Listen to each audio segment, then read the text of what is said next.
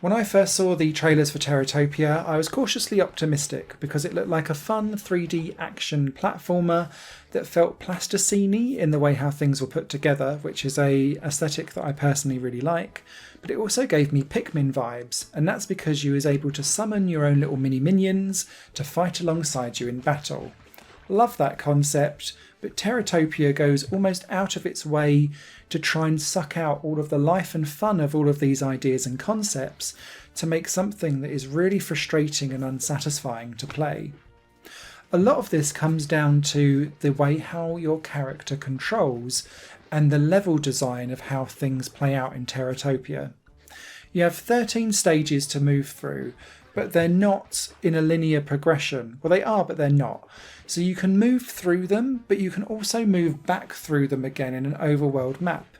And it actively tells you to do so, going backwards and forth between levels to pick out little mini missions that are required for you to level up your character. Because at the end of each stage, there are great looking and interesting boss battles that represent such a massive difficulty increase over anything that you've just done that you have to then go back and grind through previous levels to get the XP up to be able to survive those boss battles. Why do you have to do that? Because largely your character is really heavy and clumsy and has no precision about it whatsoever. Yes, you can dodge roll, but the dodge roll feels lethargic, and you have to telegraph things by watching what the enemies do and staying far enough away from them that you've got time for that dodge roll to kind of flollop out whilst the enemy's fire is coming your way. That's really frustrating. The platforming is too, because when you jump, your characters don't jump very far or very high, and then they try and grab and pull themselves up on ledges, but it's really stilted and stiff, and you can see they aren't even clinging to the ledge that they are pulling themselves up with because the collision detection is quite boxy. There's nothing more frustrating than seeing a character that you've got shaped out in a really unique kind of design, but the collision box is still a ginormous box around it, and you can see enemy fire not hitting you visually, but it's still taking away your health because the game thinks it's hitting you according to the collision detection box. Pet peeve, this plagues Teratopia. So that then made me think, right, well, let's level up our character, because the more you level them up, the more different types of minions you get to then summon. And you summon them by collecting eyeballs, and the eyeballs are collected by killing enemies around you, which is a great little incentive. Summoning enemies, or minions, are it's very simple to do. You can pick out different ones, and then you've got power-ups that you can also send out yourself. And because you've got 3 different species that you can control, each species has its own minion set as well. And I really like that. It's a great idea. But the brains of these minions are really, really small. Essentially, when they spawn, they have a health meter that is also timed, so it will constantly deplete. And if enemy fire hits them, then it will deplete it faster. And sadly, what your minions will do is just stand there in enemy range, not do anything back.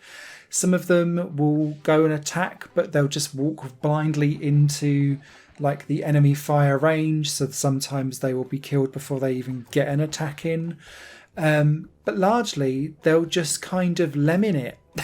And so they're almost like cannon fodder, which is fine, because once you know to expect that, you kind of place them in strategic options so that they're right next to what they're trying to hit, so at least they can get a few hits in before they disappear.